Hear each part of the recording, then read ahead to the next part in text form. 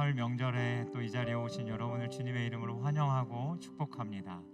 우리 함께 같이 말씀 한 구절 읽고 같이 기도하며 우리 예배를 준비하면 좋겠는데요. 앞에 나와 있는 말씀 우리 함께 읽겠습니다. 시편 147편 10절에서 12절까지의 말씀입니다. 새번역 성경인데요. 우리 함께 같이 읽겠습니다. 시작. 주님은 힘센 준말을 좋아하지 않으시고 빨리 달리는 힘센 다리를 가진 사람도 반기지 아니하신다. 주님은 오직 당신을 경외하는 사람과 당신의 한 같은 사랑을 기다리는 사람을 좋아하신다. 예루살렘아, 주님께 영광을 돌려라. 시온아, 내 하나님을 찬양하여라. 아멘. 우리는 누군가가 우리를 좋아한다 이야기할 때 내가 무언가를 잘하고 내게 어떤 능력이 있을 때 좋아할 거라는 생각을 합니다.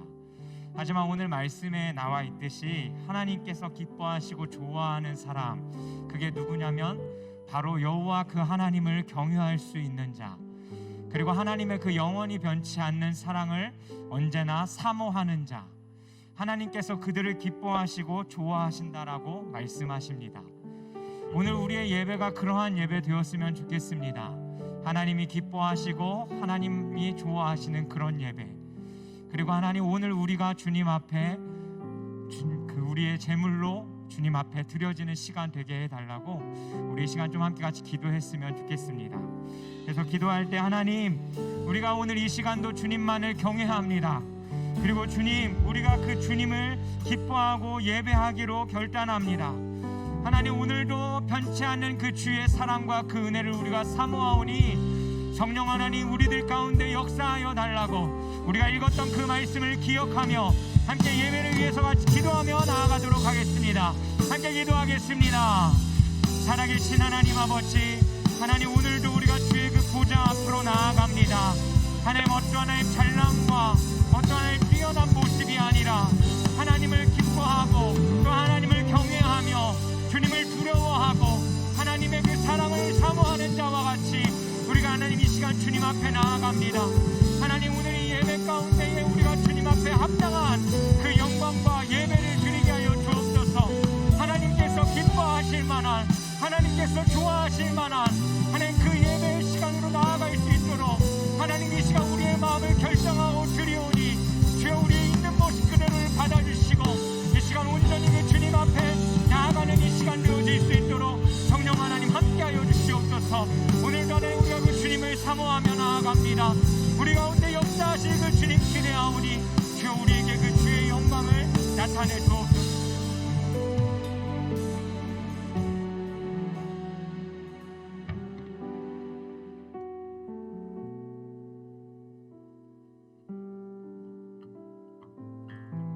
할렐루야. 전심으로 주님 앞에 찬양합시다. 예배합시다. 나같이 일어나서 우리 지금 고백할까요? 나같이 우리가 예언을 선포하면서 우리가 이 찬양 고백할 때 하나님 앞에 드리면서 예배합시다. 다같이 일어나서 예배하겠습니다.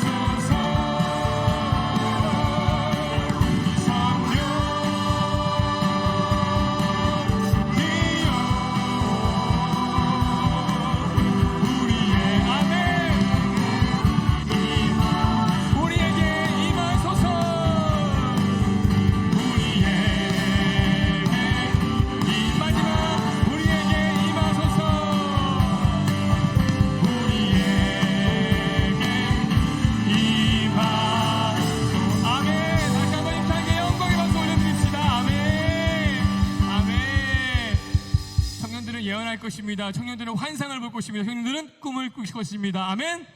아멘.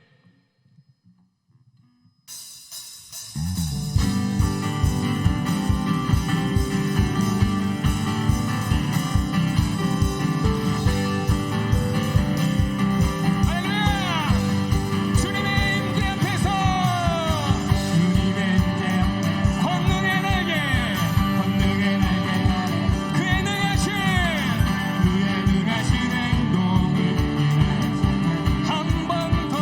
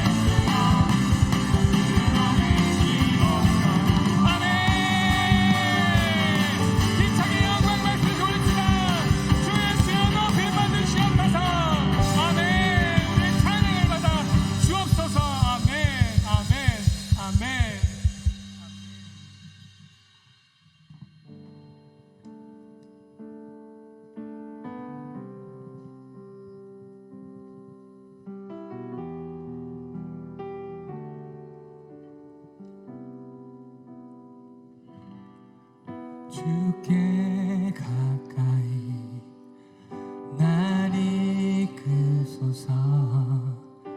간절히 주님만을 원합니다.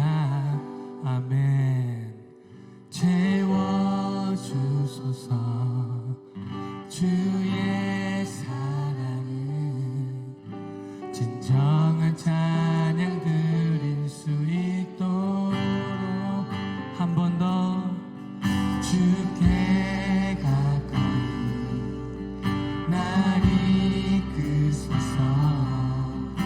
간절히 주님만을 원합니다. 채워주소서.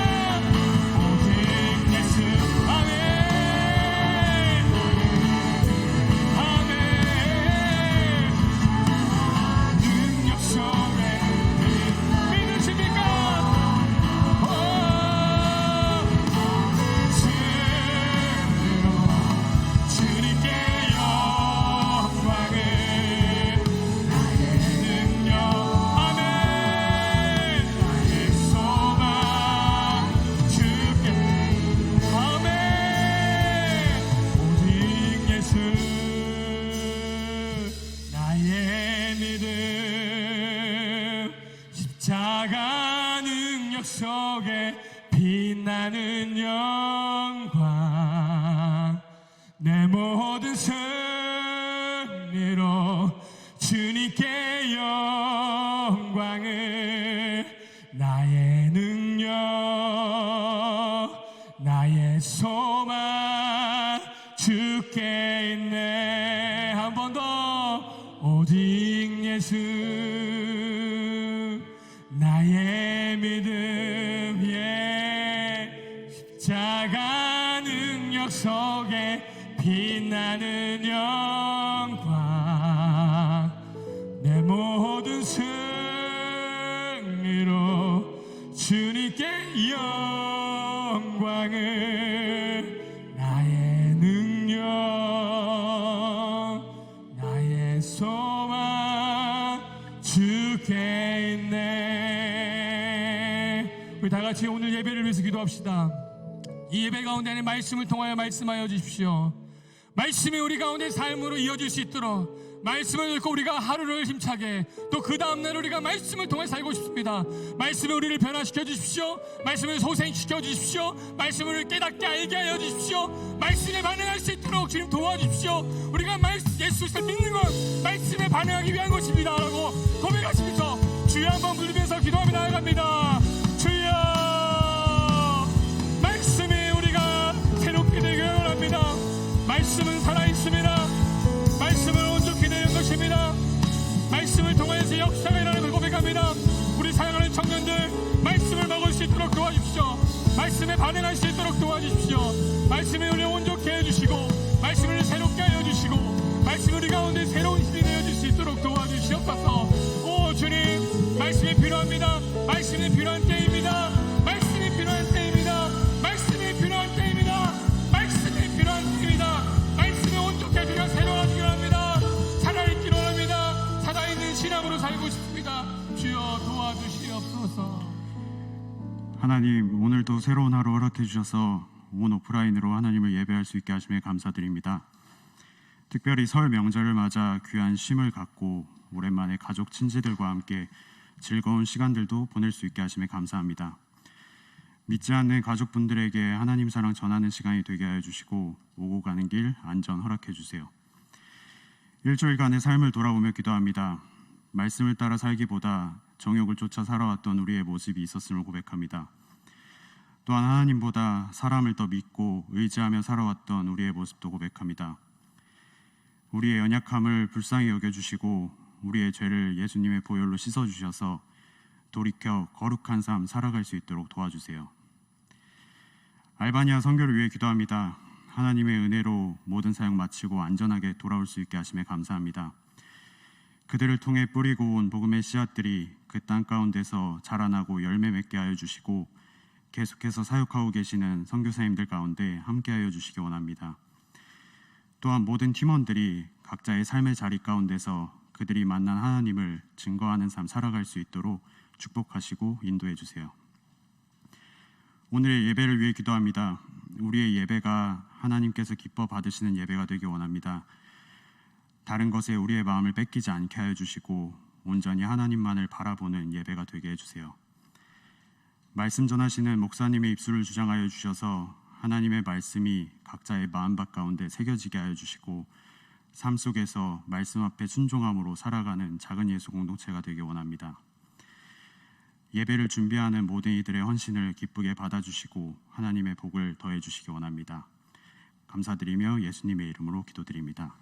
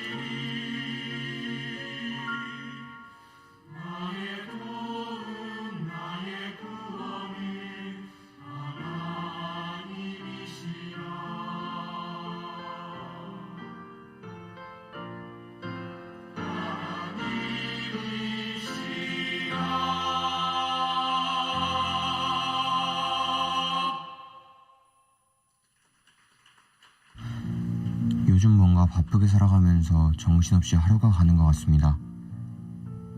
그러면서도 마음 한켠엔 중요한 것을 놓치고 있는 것 같은 기분이 들어요. 예배 드려야 하는 걸 알면서도 해야 할 게 너무 많아, 일할 게 너무 많아 하면서 저 깊은 곳에 다시 넣어두곤 합니다. 그러다 삶에 문제가 찾아오면 나는 내 삶에 주님이 없는 것처럼 내 힘으로 해결해 보려고 열심히 안간힘을 써보지만 잘 해결되지 않는 것 같아요. 그러다 예배를 드리면 그제서야 내 삶에 주님이 동행하신다는 것을 다시 깨닫고 다시 결국 주님을 선택합니다.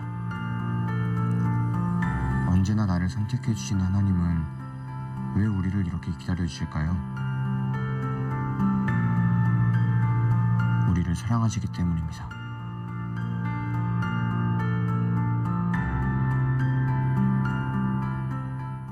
동계수련회, 당신이 몰랐던 5가지 사실.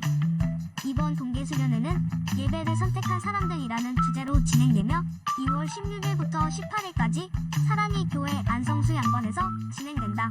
강사는 워십하우스 교회 담임 목사이신 이상준 목사님입니다.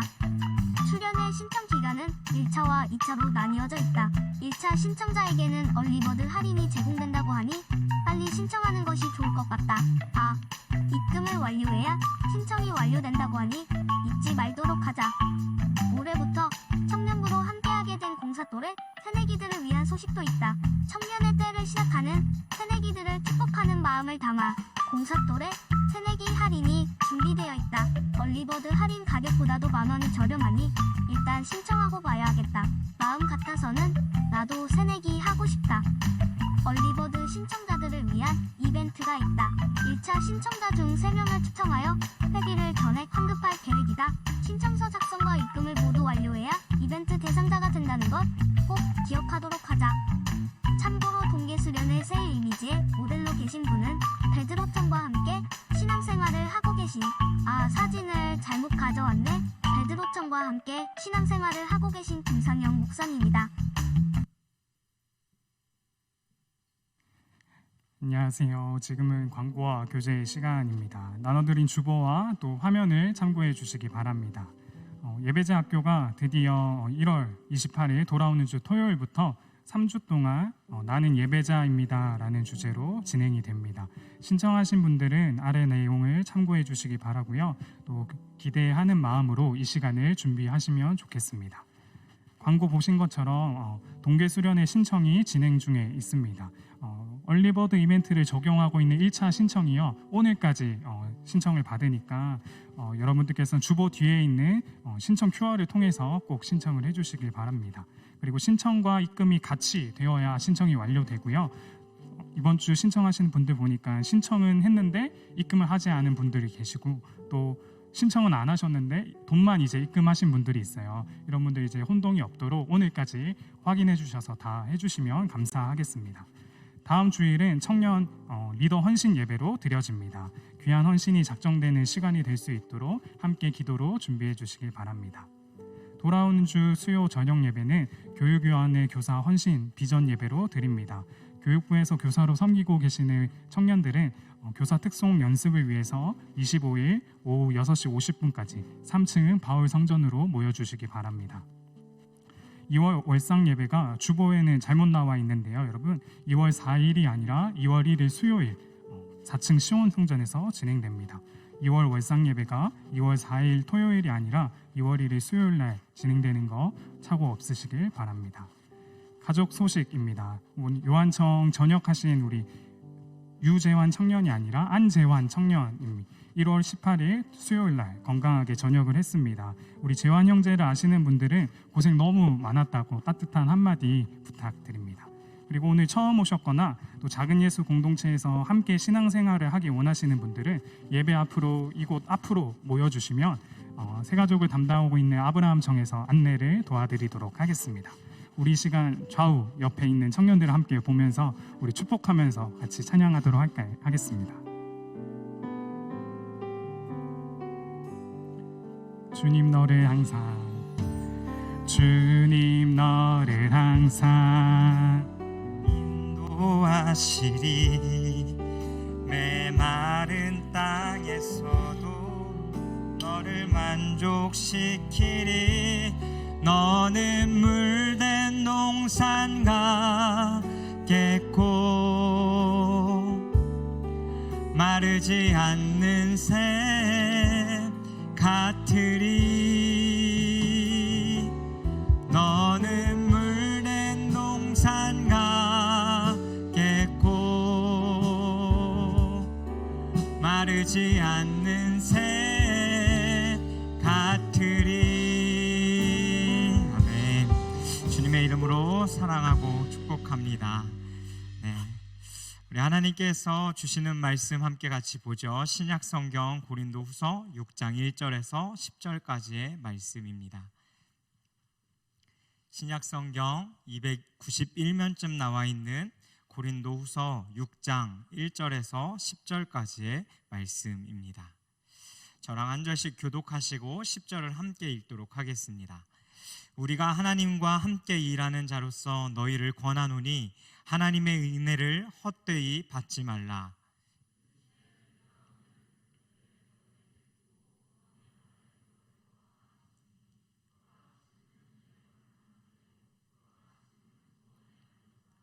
우리가 이 직분이 비방을 받지 않게 하려고 무엇에든지 아무에게도 거리끼지 않게 하고 하나님의 군으로 자천하여 견디는 것과 고난과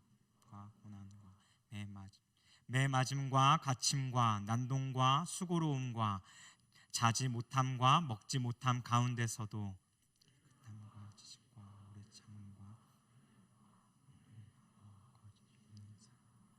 진리의 말씀과 하나님의 능력으로 의의 무기를 좌우에 가지고 영광과 욕됨으로 그러했으며 악한 이름과 아름다운 이름이 그러했으니 우리는 속이는 자 같으나 참되고 무명한 자 같으나 유명한 자요 죽은 자 같으나 보라 우리가 살아있고 징계를 받은 자 같으나 죽임을 당하지 아니하고 근심하는 자 같으나 항상 기뻐하고 가난한 자 같으나 많은 사람을 부유하게 하고 아무것도 없는 자 같으나 모든 것을 가진 자로다. 아멘. 우리 좌우 사람하고 인사하시죠. 새해 복 많이 받으세요 라고 인사하십시다. 네. 새해가 시작되고 이제 어느덧 한 달도 다 지나가고 있습니다. 원하지 않았지만 한 달 동안 같이 교역자들과 전하게 된 말씀들을 보면 다 삶의 시리즈로 이어지는 것 같습니다. 내어 맡기는 삶, 결과가 과정을 만드는 삶, 그리고 오늘은 성도의 삶입니다. 원래 제목을 선택하는 삶이라고 먼저 정했다가 설교를 마무리하면서 제목을 좀 바꾸게 됐습니다. 그래서 성도의 삶을 선택하라라는 제목으로 오늘 말씀 전하도록 하겠습니다. 오늘 읽은 고린도후서는 사도 바울의 삶의 마지막 부분에 쓴 책입니다. 이 안에는 자신의 삶을 끊임없이 변호하는 내용들로 가득 차 있는데 그 이유가 무엇이냐면 사도 바울이 개척했던 이 고린도 교회 성도들이 이 사도 바울에 대하여서 끊임없는 오해와 또 여러 가지 말들 가운데에 이 사도 바울을 사도의 그 직분으로부터 박탈되게끔 하기 위해서 끊임없는 이야기들을 만들고 있다라는 소식이 들려오자 사도 바울은 그것을 변호하기 위해서 자신의 고난의 이야기를 담아 자신의 삶을 변호하고 있는 내용입니다. 고린도서 전체의 내용을 한번 쭉 읽어가면서 바울의 마음이 어땠을까 한번 생각해 봅니다. 사람들의 오해와 이야기들 가운데 끊임없이 자신의 삶을 변증하고는 있는데 그때 바울의 마음이 어땠을까? 그 상황 속에 끊임없이 성도로 살아온 그 사도 바울의 삶의 모습은 어떠했을까? 왜냐하면 바울의 삶이 우리가 살아가야 할 성도의 삶의 모습임을 또한 우리에게 보여주고 있기 때문입니다. 오늘 말씀을 통해 우리가 선택해야 되는 그 성도의 모습들이 무엇인지 한번 구체적으로 좀 보기를 원합니다. 먼저 1절 말씀 다시 한번 같이 읽겠습니다. 시작. 우리가 하나님과 함께 일하는 자로서 너희를 권하노니 하나님의 은혜를 헛되이 받지 말라. 아멘. 하나님과 함께 일하는 자, 이 부분을 원어 성경으로 보면 한 단어인 동역자라고 번역되어집니다. 이 의식이 우리 가운데 중요합니다. 하나님이 우리를 부르실 때 그냥 부른 게 아니고 필요에 의해서 부른 것도 아니고 나를 동역자로 부르셨다라는 겁니다. 성경은 하나님과 종의 관계로 우리의 관계를 이야기하기도 합니다. 종은 절대로 주인이 하는 일에 대하여서 주인이 말하지 않는 이상 관여하지 않는 것이 맞습니다. 그럼에도 불구하고 하나님이 우리를 함께 일하시기 위해 우리를 동역자라고 부르셨다라는 것은 이 안에 큰 의미가 담겨 있는 것이죠. 여러분, 아름다운 곳, 인스타에 올릴 만한 그 감성이 터지는 곳들을 다니며 맛있는 음식도 먹고 사진도 찍고 하시죠. 여러분, 그곳에 가면 가장 먼저 생각하는 게 무엇인가요? 당연히 사랑하는 사람들과 가는 사람들도 있겠지만 이 중에는 아마 혼자 가기도 하고 또 그냥 친구와 가기도 할 겁니다. 저는 결혼 전에는 제가 사랑하는 부모님이 생각났다라면 지금 부모님이 듣기에는 조금 서운하실 수 있겠지만 결혼하고 난 이후에는 아내가 먼저 생각나고 아이들이 생각납니다. 그렇다고 해서 부모님이 생각나지 않는 것은 아닙니다. 우리는 그곳에 충분히 혼자 가서 혼자 먹고 혼자 즐길 수 있습니다. 하지만 좋은 것을 먹고 보았을 때 우리가 사랑하는 사람과 함께 하기를 원하죠. 이번에 알바니아 선교를 다녀왔는데 하나님께서 그 알바니아 선교 가운데 팀원들을 부르신 것입니다. 원래 설교를 준비할 때 하정이 이름을 넣었는데 하정이가 안 보이니까 하담이가 보이니까 하담이로 할게요. 하담이를 향해서 하나님이 이렇게 말씀하시는 거죠. 하담아, 나는 이 일을 너와 함께 하고 싶다라고 말씀하신다라는 겁니다. 하나님의 부르심이 이것입니다. 하나님은 실은 내가 없어도 일하실 수 있는 분입니다. 그런데 우리를 부르셨습니다. 앞에 이야기한 것처럼 우리를 부를 때에 나는 너가 필요해, 어떠한 요청이나 부탁이 아니라 나는 너와 나의 이 일을 함께 하고 싶어 라고 부르는 사랑의 부르심이라는 겁니다. 우리의 모든 일에 사랑이 배제가 되면 의무가 됩니다. 하지만 사랑이 있다면 그것은 사명이 되는 것이죠. 우리는 사명과 소명만 있으면 하나님의 일을 할 수 있을 거라고 착각합니다.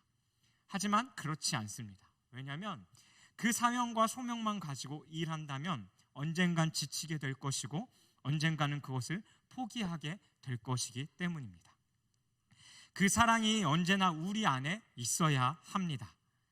그리고 그 모든 하나님의 일들은 우리가 하나님을 사랑해서 하는 일이 되어야 합니다. 우리 안에 그 부르심을 기억하며 하나님의 사랑이 그리고 하나님을 사랑을 해서 우리를 향한 그 변하지 않는 영원한 사랑처럼 우리도 하나님을 향한 우리의 사랑이 변하지 않기를 소망합니다. 성도는 이 부르심 안에 살아가는 자들입니다. 이 성도들의 삶을 살면 하나님의 그 사랑의 부르심 속에 살아가는 자이니 우리의 삶은 행복하고 형통해야 될 것처럼 느껴집니다. 그리고 내가 많은 것을 가지고 내 주변 사람들에게 흘려보낼 수 있는 삶을 살 것만 같습니다. 많은 성도들이 그 부르심 가운데에 열심으로 주의 일을 해갑니다. 하지만 그 열심 속에 생겨나는 여러 가지 그 감정들, 열심만 있다면 우리들의 삶 가운데 찾아오는 그 여러 가지 감정들을 조심해야 한다라는 것입니다. 그런데 오늘 고린도후서 말씀을 묵상하면서 사도 바울의 그때 그 변증하는 마음들이 어땠을까라고 생각해 봤을 때 이 말씀 가운데서 찾게 된 하나의 감정은 무엇이었냐면 바로 서운함이었습니다. 열심히 주를 섬깁니다.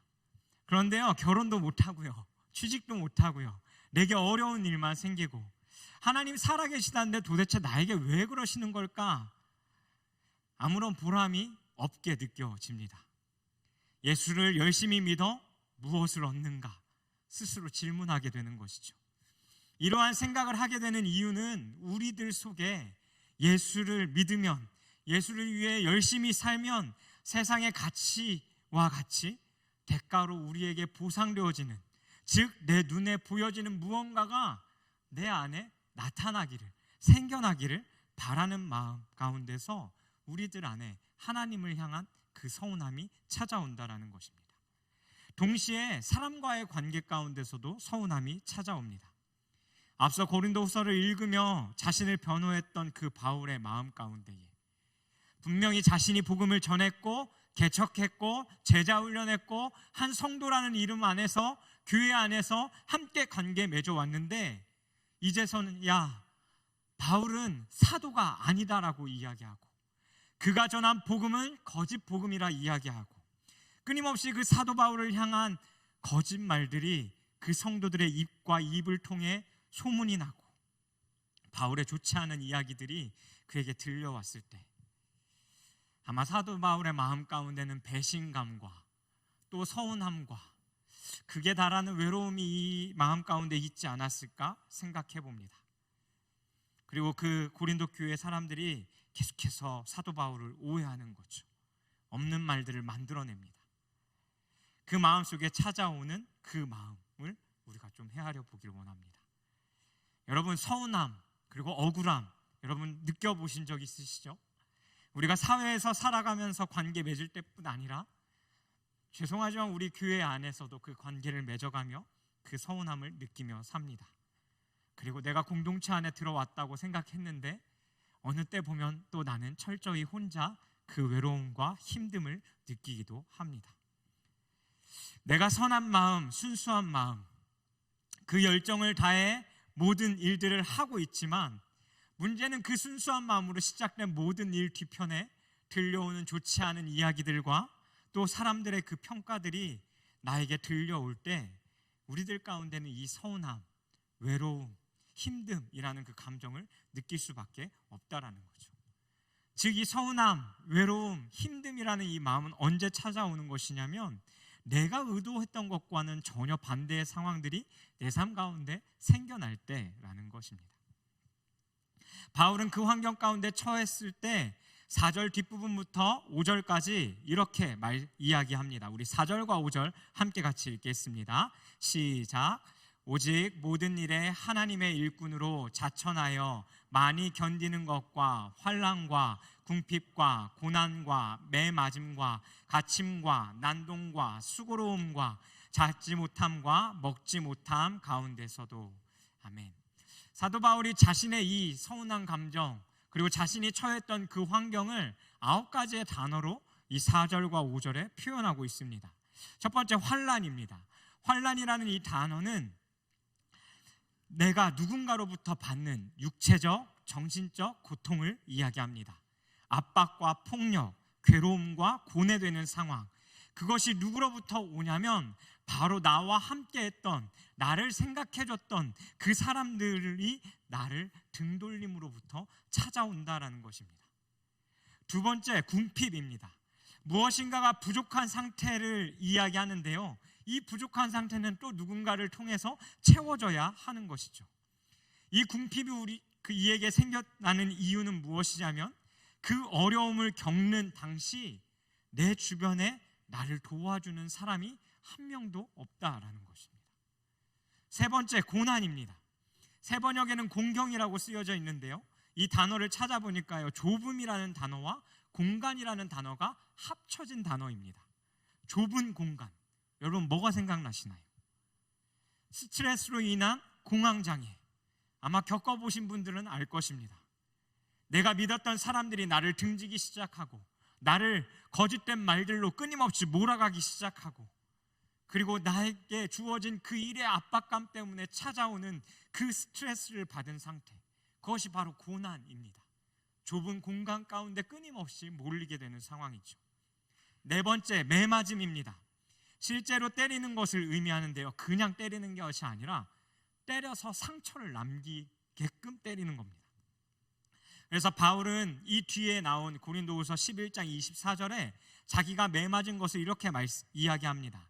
유대인들에게는 40에서 하나 감한 매를 5번이나 맞았으며, 이때 당시 한 사람을 때릴 때 40대까지 때릴 수 있었습니다. 근데 하나를 뺀 39대를요 5번이나 맞았다고 이야기합니다. 그리고 그 뒤에 3번은 몽둥이로, 1번은 돌로. 누구에게요? 함께, 이전에 그래도 함께 잠깐 일했던 그 친구라고 불렸던 유대인들로부터 맞았다라는 겁니다. 5번째, 옥에 갇힘입니다. 총 3번 갇히고 사도 바울은 마지막 로마의 토굴에서 순교하는 삶을 삽니다. 그가 감옥에 갇혔다라고 이야기하는 것은 무엇을 이야기하냐면 내가 지금까지 맺어왔던 모든 관계를 다 단절했다라는 것을 이야기합니다. 즉 누구도 나를 찾아오지 않는 상황인 것이죠. 여섯 번째, 난동입니다. 난동이라는 뜻은 불완전한 상태를 이야기합니다. 주변이 시끄럽고요, 계속해서 무엇인가에 내 마음이 동요되고 흔들리는 상태를 이야기하는 것이죠. 지금 말한다라면 악성 댓글이나 루머를 이야기할 수 있습니다. 있지도 않은 말들을 계속해서 만들어내고 헛소문을 끊임없이 퍼뜨리면서 그 사람이 꼭 나쁜 사람인 것처럼 만드는 것이죠. 근데 한두 사람만 나에게 그렇게 한다 할지라도 나는 힘들 텐데, 사도 바울은 지금 고린도 교회 많은 성도들이 사도 바울을 향해 그렇게 하고 있다라는 것입니다. 일곱 번째, 수고로움입니다. 온 힘을 다해 쏟아내는 것을 이야기하죠. 육체적으로도 시간적으로도 감정적으로도 모든 것을 쏟아내며 애통하는 마음으로 섬기는 마음, 그것이 바로 수고로움입니다. 이 단어를 찾아보는 순간 저희 교역자들이 생각나더라고요. 그것으로부터 오는 피로와 또 때로는 혼자인 것처럼 느껴지는 탈진의 상태, 헛헛한 마음들. 여덟 번째, 자지 못함입니다. 알바니아 선교팀이 인천공항에 도착했을 때 그 피곤에 지쳐 있었던 얼굴이 제 눈에서 가시지 않습니다. 아마 시차 적응이 안 되고 사역으로 인한 힘듦도 있었겠죠. 그리고 아홉 번째는 먹지 못함입니다. 식량이 없는 상태를 이야기하기도 하고요, 때로는 원해서 종교적으로 금식하는 것을 이야기하기도 합니다. 사역으로 인해 지치고 자지도 못하고 왔는데 나에게 밥 한 끼 차려줄 사람이 없는 것이죠. 사도 바울의 상황은 돕는 사람도 없고 괴롭히고 말로 끊임없이 자신을 힘들게 하는 사람들만이 자신 주변에 지금 있는 것입니다. 참 많이 서럽고 외롭고 힘들지 않았을까? 때로는 눈물을 흘리며 주님 앞에 찬양도 해보지만 주님께 부르짖는 그 시간마저도 지치지 않았을까 생각해 봅니다.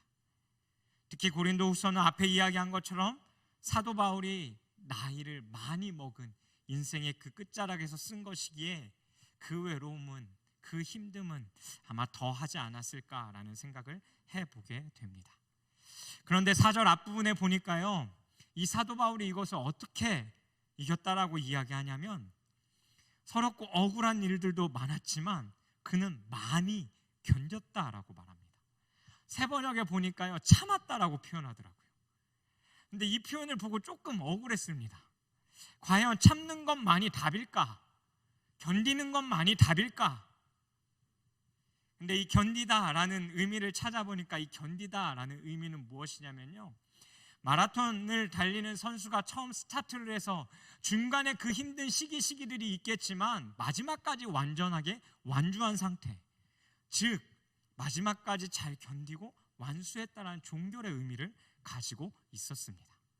아마 사도 바울은 인생의 이 마지막 시간을 보내며 이런 오해들이 들려오긴 하지만 그래도 내가 성도로서 살아오면서 느꼈던 수많은 그 일들 가운데 내가 어떻게 살았다라고 이야기하고 있는 것입니다. 요즘 카페를 가보면 새로운 건물을 지어 만들기보다는 대부분 다 흙 건물들을 안에 내부를 허물어 리모델링을 하는 카페들이 많습니다. 근데 그 리모델링을 할 때 중요한 것 한 가지가 있습니다. 그것이 무엇이냐면 건물의 기둥은 절대로 까내거나 손대서는 안 된다라는 겁니다. 왜냐하면 그것을 건들면 건물 전체가 무너지기 때문입니다. 사도 바울을 지탱하고 있었던 그 견디게 했던 것은 과연 무엇일까? 그것은 바로 오늘 1절 말씀에 나온 은혜입니다. 1절에 사도 바울은 하나님의 은혜를 헛되이 받지 말라고 권면합니다. 이 은혜를 헛되이 받지 말라는 것은 은혜를 가볍게 여기지 말라는 것이 아닙니다. 그 뒤에 이어지는 이사야 49장의 말씀처럼 내가 은혜 베풀 때에 너에게 듣고 구원의 날에 너를 도왔다 하셨으니 보라 지금은 은혜 받을 만한 때요 보라 지금은 구원의 날이로다. 하나님의 그 십자가 구원 뒤에, 즉 구원이라는 것이 바탕이 되지 않으면 누릴 수 없는 것이 바로 은혜입니다. 그 은혜가 우리 하나님과 온전한 관계를 맺으며 살 수 있는 삶을 우리에게 매일매일마다 허락해 주는 것이죠. 그리고 이 땅에서 하나님 나라를 꿈꾸며 살 수 있는 삶, 그리고 내가 죽은 뒤에도 내가 들어갈 그 하나님의 나라에 대한 소망을 가지고 이 땅에서의 삶의 끝이 아닌 그 주님께 받을 상급을 향한 그 소망을 가지게 되는 삶을 이야기하는 것입니다. 그 삶이 우리에게 주어졌기에 너희가 지금 오늘 하루를 살며 그 은혜 받을 만한 것들을 받고 그 구원을 누리며 우리들의 삶 가운데 살아가라고 이야기하는 것이죠. 사도 바울은 그렇게 하루하루를 살아온 것입니다. 그래서 마커스 찬양 중에 은혜의 인물이라는 찬양이 있잖아요. 후렴가사가 이렇죠. 세상 소망 다 사라져가도 그의 사랑은 끝이 없으니 살아가는 모든 순간이 주의 은혜임을 나는 믿네. 다 꺾이고 다 사라져도 끝없이 나를 향해 흐르는 그 사랑, 그것이 은혜인 것입니다. 그것이 기초가 되어 또 일어나고 또 일어나고 또 다시 도전하게 되고 그 삶들을 끊임없이 반복하며 하나님의 나라를 꿈꾸며 소망하며 살아가는 것이죠. 나를 짓누르고 깨부시고 포기할 만한 그 말들과 루머와 수많은 것들이 내 삶 가운데 다가온다 할지라도 우리가 그 사랑을 기억하며 그 은혜를 기억하며 그리고 앞에 이야기한 함께 하나님의 일을 하는 그 사람으로 부름받았다라는 그것을 기억하며 우리는 또 한 걸음을 내딛는 것입니다. 그 은혜를 헛되이 하다라는 것은 내가 세상 방법과는 똑같은 방법을 선택하지 않겠다라는 겁니다. 남들에게 똑같이 되돌려주거나 복수하지 않겠다라는 거죠. 사도였기에 그렇게 행동하는 것이 아니다라는 것을 알고 있었습니다. 우리가 세상 가운데 교회 다니지 않는다라고 밝히지 않는 이유 중 하나는 아마 이 이야기를 듣기 싫어서이지 않을까 생각합니다. 넌 교회 다니는 애가 왜 그래? 제가 다른 곳에 가서 목사라는 이야기를 듣기 싫어하는 것과 아마 비슷할 거라고 생각됩니다. 제가 목사가 되니 오랜만에 연락하는 사람들은 동생이든 형이든 군생활할 때 만났던 소대원들이든 하나같이 저를 목사라고 부릅니다. 박 목사님. 그러면 제가 항상 그들에게 하는 말이 있어요. 뭐냐면 불편하게 너까지 왜 그래? 그냥 형이라고 불러. 맞습니다. 그 호칭은요 너무너무 내 삶을 불편하게 합니다. 부담스럽기도 하고요. 하지만 기억해야 할 것은 무엇이냐면요, 그리스도인이라는 이 호칭이, 그리고 목사라는 이 호칭이 우리를 부담스럽고 불편하게 할 수는 있지만 우리를 불행하게 만들지 않는다라는 겁니다.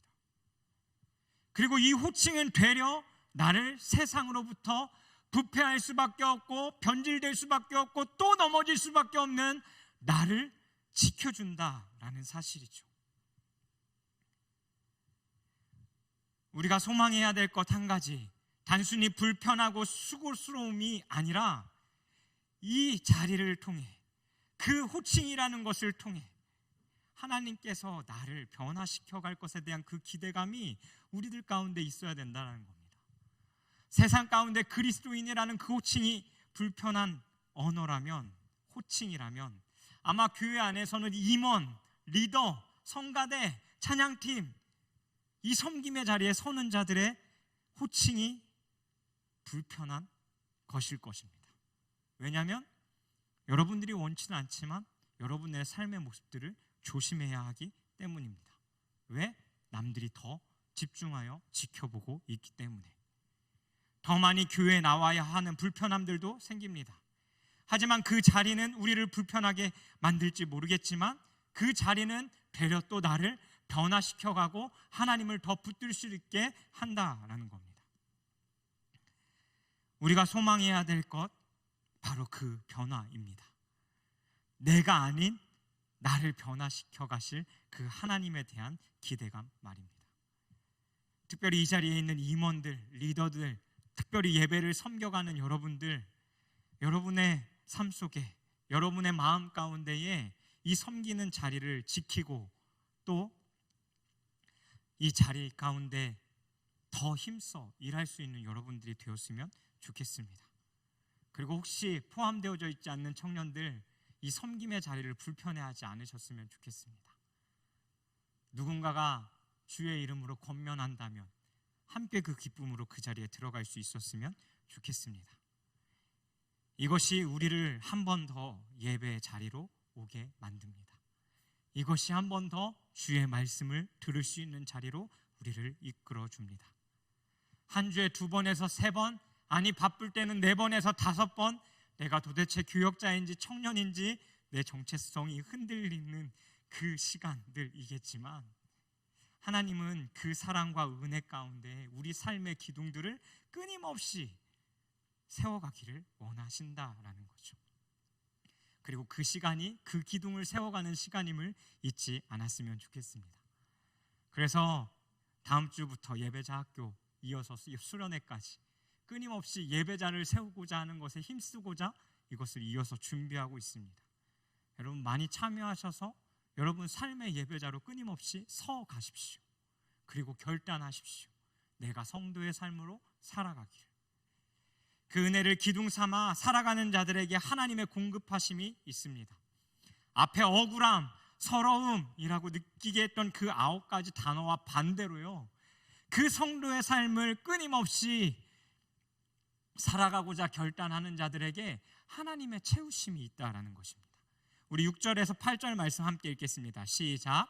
깨끗함과 지식과 오래 참음과 자비함과 성령의 감화와 거짓이 없는 사랑과 진리의 말씀과 하나님의 능력으로 의의 무기를 좌우에 가지고. 아멘. 첫 번째 마음, 깨끗함입니다. 개인의 욕심이 전혀 섞이지 않은 순수한 마음을 끊임없이 우리에게 부어주신다라는 겁니다. 밟으면 밟을수록 더 일어난다라고 이야기하는 그 잡초처럼 힘든 그때 하나님을 향한 순수한 열정과 그 마음으로 우리의 마음을 채우신다라는 거죠. 두 번째, 지식입니다. 영적인 깨달음들로 채우십니다. 고난 가운데 더 씨름하고 더 씨름하며 나아갈 때 하나님께서 그 상황 가운데, 또 때로는 그 상황이 다 끝난 뒤에 우리들의 삶 가운데 깨닫는 은혜를 허락하십니다.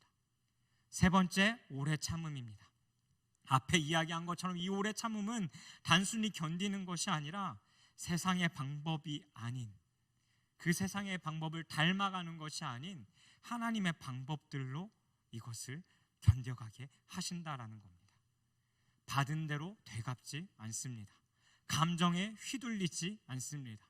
그리고 그 그리스도인의 그 본 모습을 끊임없이 유지해 갈 수 있도록 그 힘을 허락해 주시는 것입니다. 네 번째, 자비함입니다. 세 번역으로는 친절함이라고 써져 있는데요, 자신의 상황이 좋지 않음에도 불구하고 이 어려움 가운데서 다른 사람들을 돌볼 수 있는 그 마음을 허락해 주신다라는 겁니다. 다섯 번째, 성령의 감화. 이 성령의 감화는 하나님의 도우심을 이야기합니다. 이것이 어떻게 나타나는가? 여섯 번째, 거짓 없는 사랑으로 우리들의 삶 가운데 나타납니다. 우리를 위해 끊임없이 중보하심과 우리의 세밀한 것까지 하시는 그 주님께서 우리의 마음을 만지시고 위로하시고 그 사랑으로 우리의 마음을 채워가신다라는 것입니다. 일곱 번째, 진리의 말씀입니다. 마음에 새겨졌던 하나님의 말씀들이 생각나게 하게 하시고 그 말씀을 붙들게 하시는 거죠. 하나님이 어떤 분이신지, 하나님이 나를 향해 어떠한 언약을 가지고 약속하셨는지, 또 나를 어떻게 부르셨는지, 또 내가 이 삶을 어떻게 헤쳐나가야 될지 끊임없는 하나님의 말씀으로 채워가신다라는 겁니다. 여덟 번째, 하나님의 능력이요, 영적인 은사들을 이야기합니다. 고린도전서 12장에 나타났던 방언과 통병과 귀신을 내어 쫓음과 치유와 말씀을 깨닫는 것과 예언과 영을 분별하는 그 수많은 능력들을 삶 가운데 허락하신다라는 거죠. 이것은 목사가 아니어도 여러분 모두가 다 하나님으로부터 받을 수 있는 것입니다. 아홉 번째, 의의 무기입니다. 끊임없이 흔들리는 그 기준과 가치 가운데 살아가는 우리들의 삶에 내가 내 마음을 바로잡고 의롭고 공정하게 끊임없이 살아갈 수 있는 그 힘을 허락하신다라는 겁니다. 우리가 성도로 살아가고자 할 때 우리들의 삶 가운데는 끊임없는 그 영적 전쟁들이 찾아옵니다. 근데 그 영적 전쟁 가운데에 옛날 영화에 보면 군대로 나가는 사람들 손에 항상 양손에 무언가가 붙잡혀 있습니다. 한 손에는 무조건 방패, 한 손에는 칼이 됐든 창이 됐든 활이 됐든 뭐든지 들고 나갑니다. 그때 양손에 그 의의 무기를 허락하신다라는 거죠. 믿음의 방패와 성령의 검, 그 말씀을 허락하신다라는 겁니다. 그리고 이것이 바로 사도 바울을 견디게 하고 채워갈 수 있었던 바로 은혜인 것입니다. 한 해를 그리스도인으로서 하루하루를 살아가면서 좋은 일만 있으면 참 좋겠는데, 아마 우리들의 삶에는 여러분들이 그리스도인, 그 성도라는 이름을 가지고 살아가고자 할 때마다 우리는 사도 바울과 같이 오해받을 것입니다. 내가 그렇게 하지 않았는데 그렇게 한 것처럼 이야기를 들을 수도 있을 것입니다. 때로는 함께 지내왔었는데 나는 혼자인 것처럼 느껴지는 때도 있을 것입니다. 그 많은 일들이 내 삶 가운데도 생길 수 있다라는 거죠. 그리고 그 안에 서운함도 외로움도 괴로움도 느낄 겁니다. 하지만 그때마다 여러분 좌절하지 마시고 포기하지 않기를 원합니다. 그리고 성도의 삶으로 살기로 그것을 선택하십시오. 그럼 그때 하나님께서 때에 맞는 그 은혜로 우리들의 삶을 채워가실 것입니다. 왜냐하면 그때가 여러분들이 약해지는 때가 아니라 더 강해지는 때이기 때문입니다. 제일 힘들고 그리고 제일 서럽고 눈물 나고 때로는 정말 누군가를 죽여버리고 싶은 그 감정이 들 때, 예수님의 십자가 뒤에 그 부활로 다시 사신 것처럼 이 고난과 괴로움이 끝이 아니라, 소외됨과 서운함이 끝이 아니라 그리스도께서 부활하신 것처럼 우리를 또 다시 소망으로 일으키실 것입니다. 하나님이 준비하고 계십니다. 우리는요, 그 주님의 보좌 앞으로 나아가면 됩니다. 여러분, 그 힘든 시기에 하나님을 더 예배하기로 선택하십시오. 하나님을 잡기를 포기하지 마십시오. 그리고 하나님, 내 상황은 그렇지 않지만, 내 감정은 그렇지 않지만 나 또 예배자로 서기로 선택합니다라고 고백하십시오. 그런 예배자로 더 세워지게 하고자 우리가 이 예배 시간에, 그리고 삶의 예배 시간에 공동체 모임 가운데 참여하는 것입니다. 우리 마지막으로 8절부터 10절까지의 말씀 함께 좀 같이 읽겠습니다. 함께 읽습니다. 시작. 우리는 속이는 자 같으니 참되고 무명한 자 같으나 유명한 자요, 죽은 자 같으나 보라 우리가 살아있고 징계를 받은 자 같으나 죽임을 당하지 아니하고, 근심하는 자 같으나 항상 기뻐하고, 가난한 자 같으나 많은 사람을 부요하게 하고, 아무것도 없는 자 같으나 모든 것을 가진 자로다. 아멘.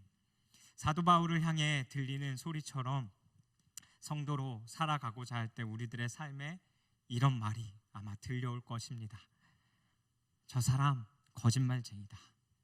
제 앞과 뒤가 다른 사람이야. 아무것도 아닌 자야. 죽은 자 같아.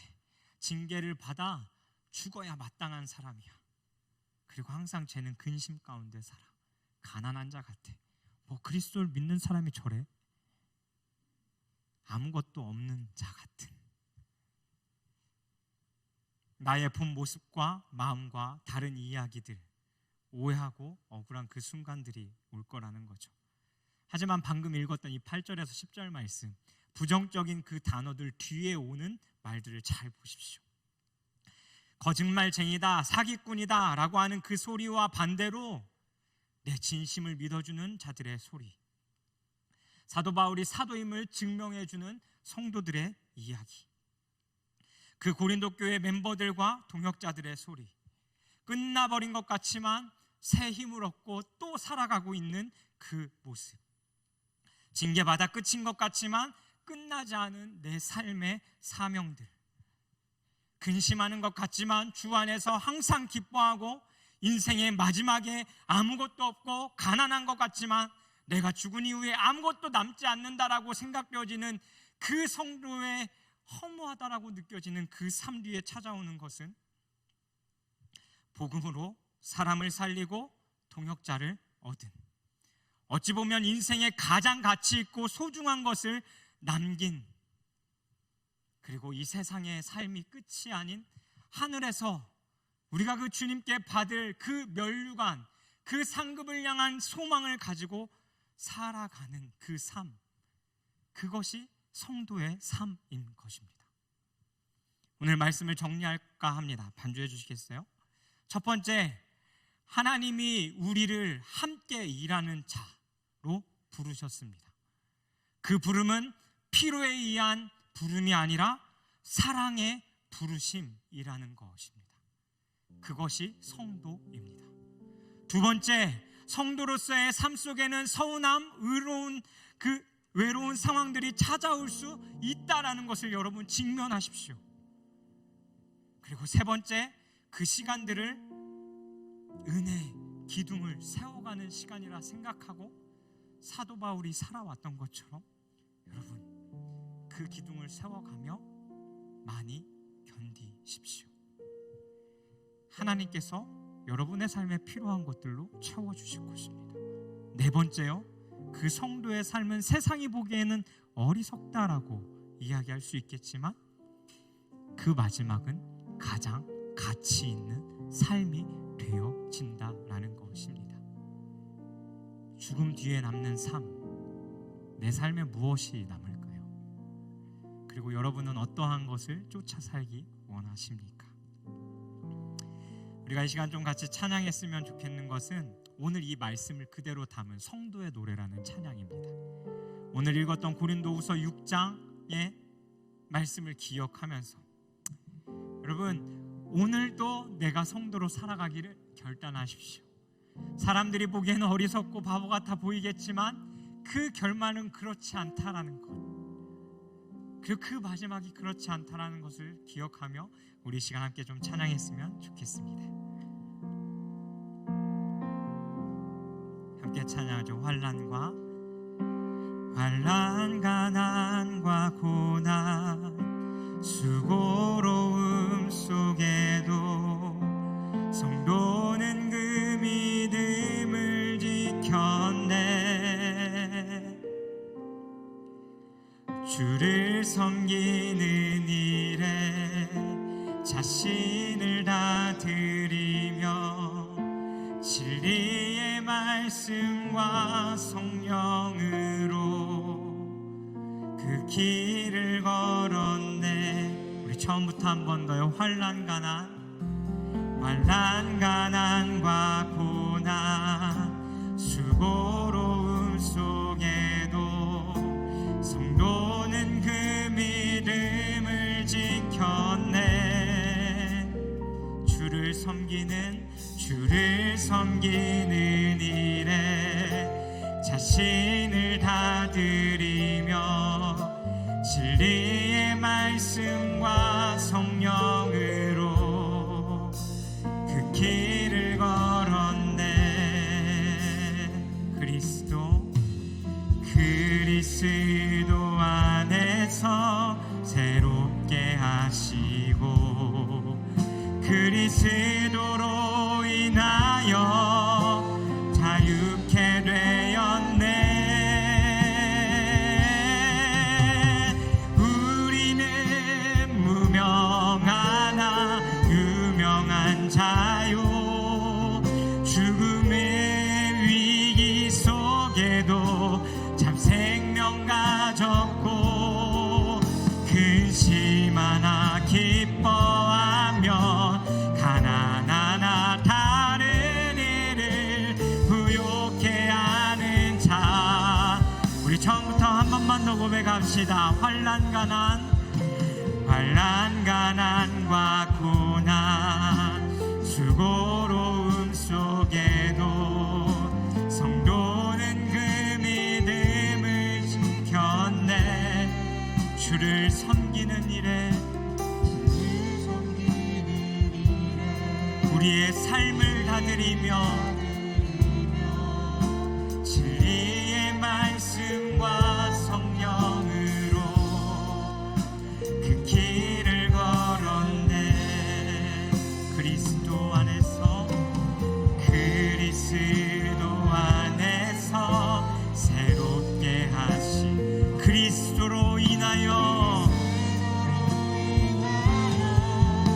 자유케 되었네.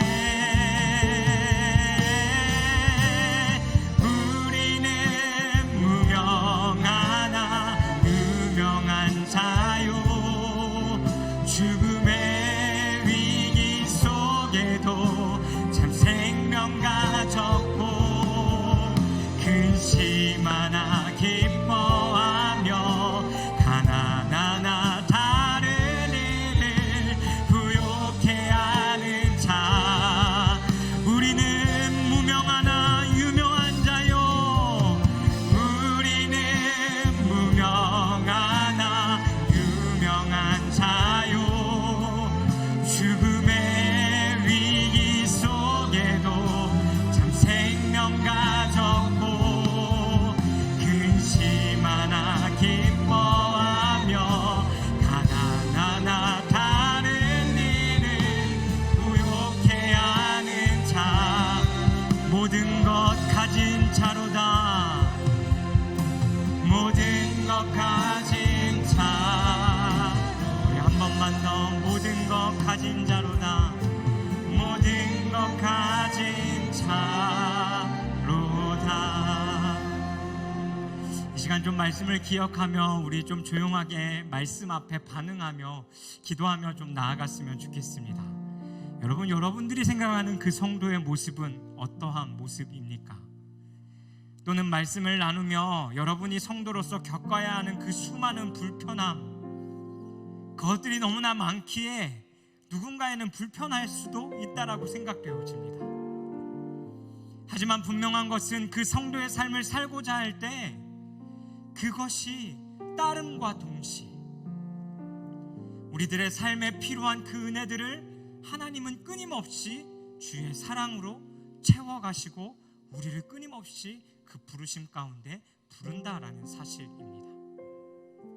또한 여러분, 여러분들이 삶에 나는 정말 열심히 산다고 살아왔지만 그 삶 가운데서 사람들이 나를 향한 그 말들이, 평가되어지는 것들이, 그것들 때문에 내 안에 서러움과 외로움과 괴로움과 아픔을 쥐어 안고 여러분의 삶을 살아가고 있지 않는지 되돌아보셨으면 좋겠습니다. 그리고 이 시간 말씀을 기억하며 그것들을 주님 앞에 고백하기 시작하십시다. 그 어려운 마음들을 주님께서 만지실 것입니다. 기도할 수 없다면 여러분, 주님의 이름만 부르면서 잠잠히 그 주의 보좌 앞에 머무르십시오. 이 시간 우리가 말씀을 기억하며 우리의 모습을 먼저 되돌아보며 함께 같이 기도하며 나아가겠습니다. 함께 기도합니다. 살아계신 하나님, 그렇습니다.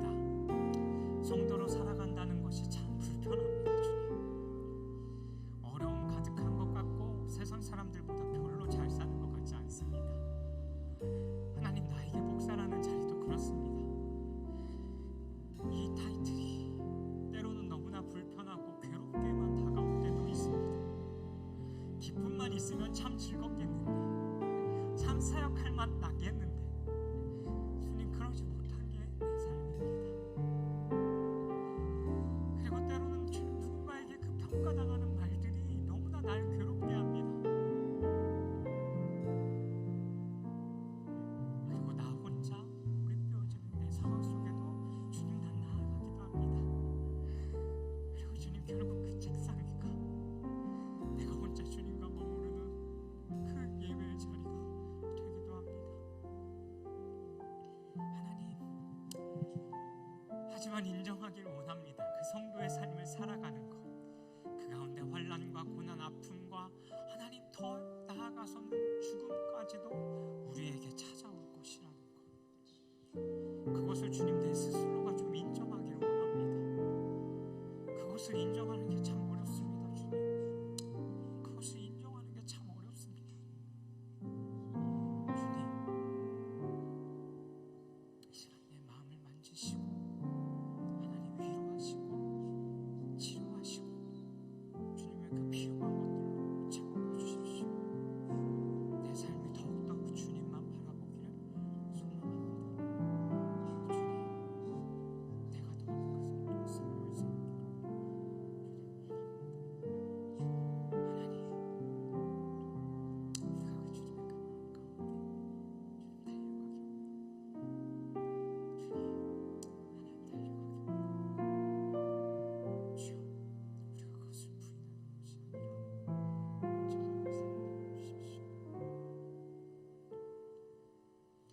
우리 계속해서 기도하시겠습니까? 이 시간 우리 조금 더 목소리를 내서 함께 좀 같이 기도하기 시작하십시다. 우리가 이 시간 함께 같이 기도할 때는 하나님, 내가 세상 속에 성도로 살기를 소망합니다 라고 결단하십시다.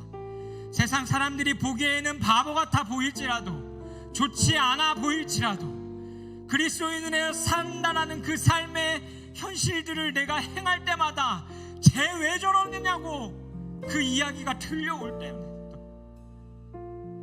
내가 남들보다 못되다라고 생각되어질 때도 있겠지만, 하나님, 내가 이 세상 가운데 그리스도를 믿는 그 성도의 삶으로 살기를 원합니다. 이 땅에서의 다른 것이 가치가 아닌 그 하나님 나라를 향한 온전한 가치가 우리의 삶을 이끌어가는 삶 되어지게 해달라고, 그리고 그것이 우리들의 삶에 살아갈 원동력이요 또 우리가 행해야 할 모든 것임을 기억하며, 주님, 내가 이 땅에서의 삶이 끝이 아닌 그 하나님 나라를 향한 그 소망과 가치를 두고 살아갈 수 있는 자들이 될 수 있게 해달라고 시간 기도하며 나아갔으면 좋겠습니다. 그리고 더 이어서 함께 같이 기도할 때에 돌아올 예배자 학교와 수련회를 위해서도 함께 좀 같이 기도하십시다. 하나님, 내가 삶 가운데 성도로 살아가며 더욱더 예배자의 삶을 살기를 간절히 소망합니다. 하나님, 나에게 예배할 수 있는 그 마음을 가르쳐 주십시오. 하나님을 만나 주님을 더 예배하게 하여 주십시오. 내 삶에 몰두되어져 있는 것이 아니라 더 주님을 바라보며 살아갈 수 있는 우리들의 삶이 되게 해달라고, 우리가 주의 말씀을 기억하며 이 시간 한번 주여 한번 부르시고 우리의 목소리를 높여 주님 앞에 우리의 결단을 올려드리며 함께 같이 기도하며 나아가도록 하겠습니다. 주여,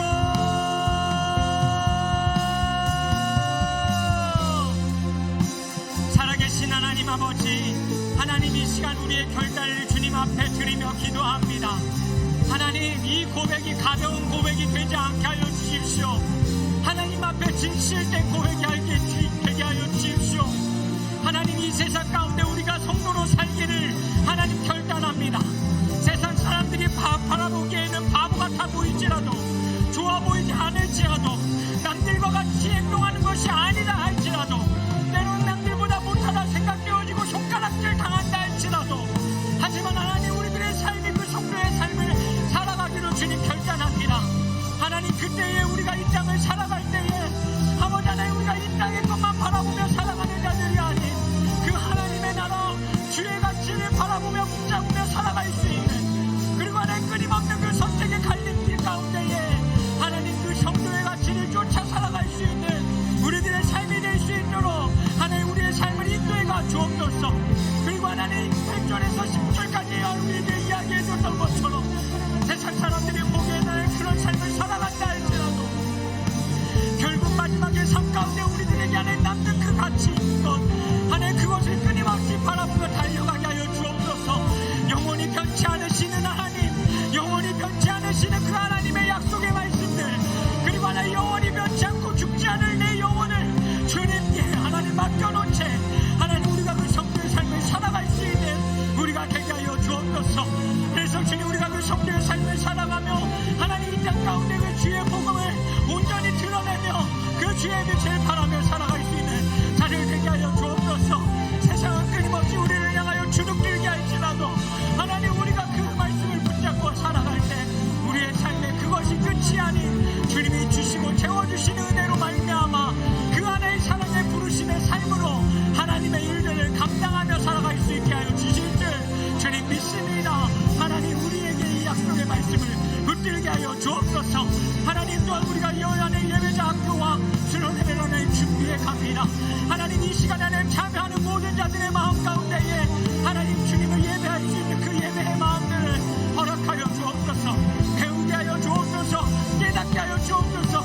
그래서 하나님, 예배의 어떤 분위기가 아니라 다 혼자 주님 앞에 서있지라도 하나님 아무것도 없는 장소와 그 시간이라 할지라도 우리가 하나님 선포하는 삶으로 주어진 장소에서 끊임없이 주님을 예배하며 하나님 앞에 나아갈 수 있는 주의 백성들 되게 하여 주시옵소서. 하나님, 우리가 그렇게 살기를 간절히 소망합니다. 오 주님, 우리 가운데 오셔서 주께서 주시는 그 주의 마음들을 붙잡고 하나님 그 결정하고 살아갈 수 있는 우리들 되어줄 수 있도록 주님 인도하여 주옵소서. 우리가 믿음으로 함께 고백합니다. 우리는 무명하다.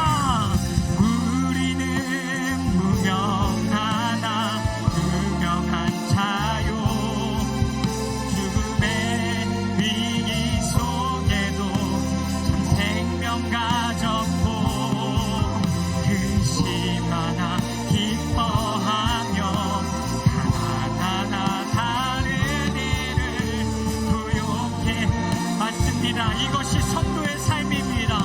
우리는 무명하나, 우리는 무명하나, 유명한 자요.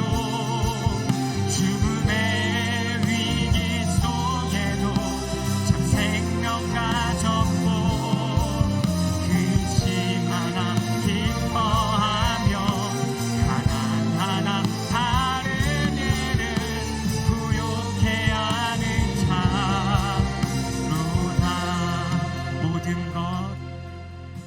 모든 것 가진 자로다. 한 번 더 모든 것 가진 자로다.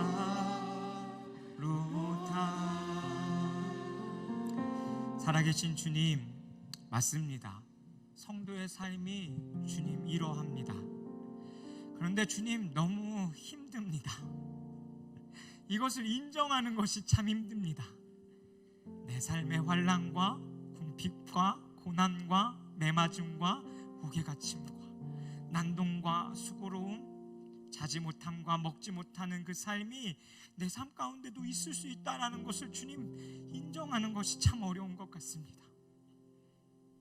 하나님, 그리고 우리들의 삶은 이미 그러한 삶을 살고 있을지도 모르겠습니다. 하지만 주님, 그 가운데 우리가 포기하지 않기를 원하는 것은 하나님, 이 성도의 삶을 살아가기를 포기하지 않기를 소망합니다.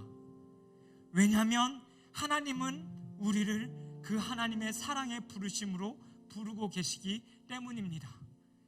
하나님은 이 연약한 자를 통하여 하나님의 일을 함께 해가고 계시기 때문입니다. 또 하나님, 필요에 따라 그 필요한 9가지의 것들을 끊임없이 채워가시는 분이시기 때문입니다. 그리고 주님, 그 성도의 삶의 마지막은 세상 사람들이 보기에는 아무것도 가진 것 없고 이룬 것 없다라고 이야기하는 것처럼 이야기할 수 있겠지만, 분명히 이 삶의 마지막은 하나님 안에서 가장 가치 있는 일이요, 가장 생명이 넘치는 일이요, 가장 나를 살리는 일이요,